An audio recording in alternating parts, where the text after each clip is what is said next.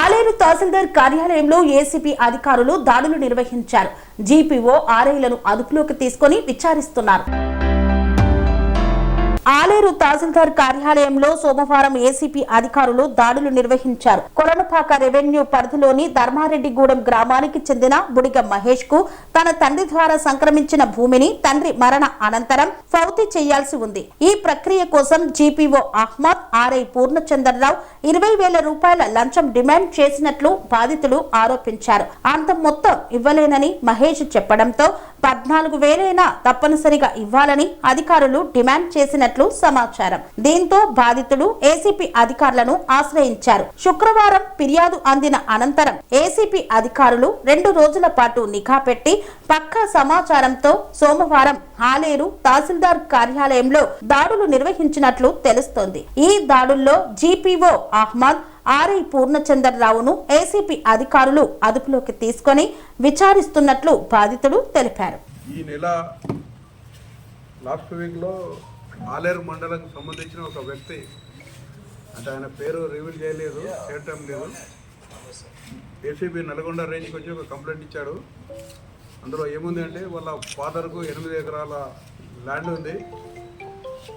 2023లో ఆ కంప్లైంట్కు 4 ఎకరాలు, వాళ్ళ సిస్టర్కు 2 ఎకరాలు గిఫ్ట్ డీడ్ చేశాడు. తర్వాత వాళ్ళ కుటుంబంలో గొడవలు వచ్చిన తర్వాత గిఫ్ట్ డీడ్ క్యాన్సిల్ చేసినట్టు తహసీల్దార్ ఆఫీస్లో ఒక లెటర్ ఇచ్చాడు. ఈ నెలలో వాళ్ళు రిజిస్ట్రేషన్ వేరే సేల్ చేయడానికి వస్తే, స్లాట్ బుక్ చేస్తే వాళ్ళ ఫాదరు గిఫ్ట్ డీడ్ క్యాన్సిల్ చేసినట్టు లెటర్ ఇచ్చారని చెప్పడం జరిగింది.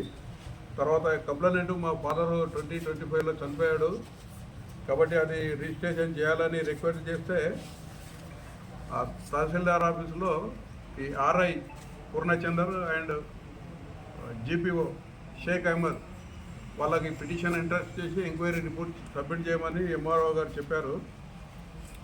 ఇది చెప్పిన తర్వాత ఆ పని చేయడానికి కానీ వాళ్ళిద్దరు ఆర్ఐను విలేజ్ గ్రామ పాలనా ఆఫీసర్ అహ్మద్ 20,000 డిమాండ్ చేశాడు.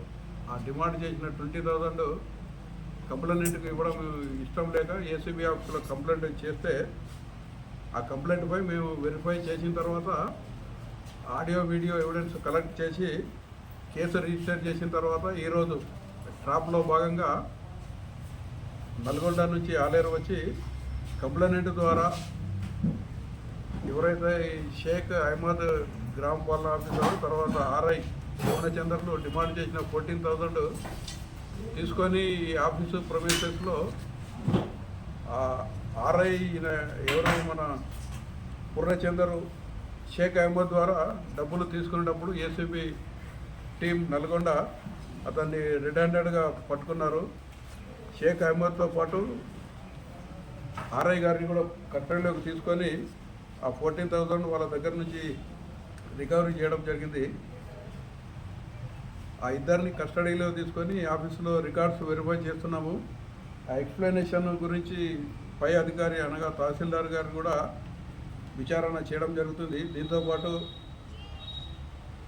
ఈ పూర్ణచందర్ ఇల్లు హైదరాబాద్ సిటీలో ఉంది. ఇంట్లో కూడా ఏదైనా డాక్యుమెంట్స్ కేసుకు సంబంధించినవి కానీ లేకపోతే ఆదాయానికి మించి ఏదైనా ఆస్తులు ఉన్నాయేమో అని చెప్పి ఒక టీం అక్కడ సర్చెస్ కండక్ట్ చేయడం జరుగుతుంది.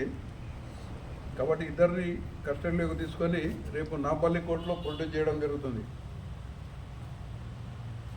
ఇదే విధంగా ఎవరైనా గవర్నమెంట్ అఫీషియల్స్ ఉమ్మడి నల్గొండ జిల్లా ప్రజలు అఫీషియల్స్ ఎవరైనా నల్గొండ జిల్లా పరిధిలో వారు చేయాల్సిన పని చేయకుండా డబ్బులు డిమాండ్ చేస్తే ఏసీబీ టోల్ ఫ్రీ ఉంటుంది 1064. ఐ రిపీట్ 1064 కానీ ACB Telangana Facebook, ACB Telangana Twitter కానీ కంప్లైంట్ చేయొచ్చు.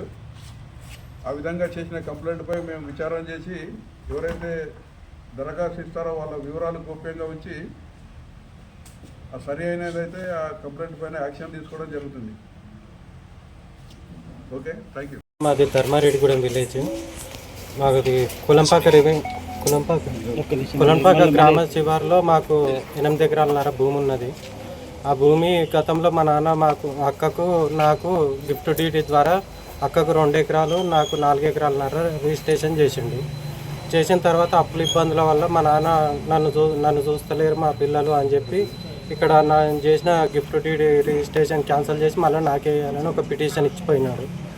ఆ పిటిషన్ను మేము అప్పుడు ఊళ్ళో పెద్ద మనుషులను పిలిపించి మా నాన్నను మా బంధువుల ద్వారా అడిగిపిస్తే, సరే ఇక నా అప్పులు ఏమి నేను నా పిల్లలే కట్టాలి, నేనేం చూడ, నాకు నెలకు 10,000 వేయాలి అని చెప్పి పెద్ద మనుషులలో చెప్పిండు. చెప్తే మేము సరే అన్నాము. ఇక్కడ ఇచ్చిన పిటిషన్ మేము మళ్ళీ తిరిగి ఏం తీసుకోలేదు. ఆ పిటిషన్ ఇప్పుడు మా అమ్మ మీద ఉన్నది, మా అక్కకి ఎక్కిద్దాము, మేము ఒక 2 ఎకరాలు అమ్ముదామని చూస్తే వీళ్ళు మీ నాన్న పిటిషన్ ఇచ్చిపోయిండు, ఇది చేయని కుదరది అని చెప్పి ఎంఆర్ఓ గారు చెప్పారు. చెప్తే మా గ్రామ సర్పంచ్ వచ్చి వీళ్ళ నాన్నది మేము మాట్లాడిన ఊర్లో పెద్ద మనుషులలో మీరు రిజిస్ట్రేషన్ చేయరు, వాళ్ళ నాన్న చనిపోయిండు అని చెప్తే కూడా మీరు చెప్తే నేను నమ్మాలనా, మా ఆర్ఐ వచ్చి ఫీల్డ్ మీదకి వచ్చి చూసి రిపోర్ట్ ఇచ్చినాకనే చేస్తా అని చెప్పిండు. ఆర్ఐ గారు VR1 GP1 కలవమన్నారు. GP1 కలవమంటే GPO ఉండి సార్ పైసలు అడుగుతుండు, 10,000 అన్నారు. మళ్ళీ ఇక్కడికి వచ్చినాక 20,000 అన్నారు. నేను అంత ఇవ్వలేను సార్ అంటే 14,000 కాడికి ఒప్పుకున్నాక ఏం జరిగింది? పట్టి ఇచ్చాను. ఏసీబీ వాళ్ళకు నేను ఇక 2-3 రోజులు తిరిగినప్పుడు వీళ్ళు ఎట్లున్నా తిప్పుతారు, ఎన్ని రోజులైనా తిప్పుతారు, ఎక్కువ అమౌంట్ పెట్టి డిమాండ్ చేస్తారని చెప్పి నేను గూగుల్లో చూసినాను. ఏసీబీ ఆఫీస్ నెంబర్ చూసి కాల్ చేస్తే సార్ వాళ్ళు వచ్చి అంత వీడియో తీసుకొని వెళ్ళి ఈరోజు మీ దగ్గర నుంచి లంచం తీసుకోరు. ఎవరు తీసుకున్న వ్యక్తి ఎవరు? GPO Ahmed. GPO Ahmed. RI Purnachandra ఆయన ఆర్ఐ కూడా అడిగిండు. ఎంత అడిగాడు? ఆయన 20 అన్నాడు. నేను పోయి అంత తెచ్చుకోలేను సార్ అంటే 14,000 అక్కడికి. ఆర్ఐ GPO ఇద్దరు రైలా? మొత్తం కలిపి ఇద్దరికి, వాళ్ళిద్దరు కలిపి లంచం. ఏ రోజు కంప్లైంట్ ఇచ్చి నేను ఫ్రైడే ఇచ్చినాను. నాకు వారం అయిపోయింది. మీ నాన్న దాంతో మీ నాన్న ఇప్పుడు ఉన్నాడా లేడా? మా నాన్న చనిపోయిండు. చనిపోయిండు కాబట్టి మా అమ్మ పేరు మీద ఏమంటే ఆ పిటిషన్ అడ్డం పెట్టుకొని ఇబ్బంది పెట్టారు. మా నాన్న మీద ఉన్న ఎకరం కూడా మా అమ్మకి ఎక్కిచ్చిండు ఇదే మార్గం. ఆమె పౌతి చేసిండు. ఇప్పుడు మేము అమ్ముకుంటున్నాం అనేసరికి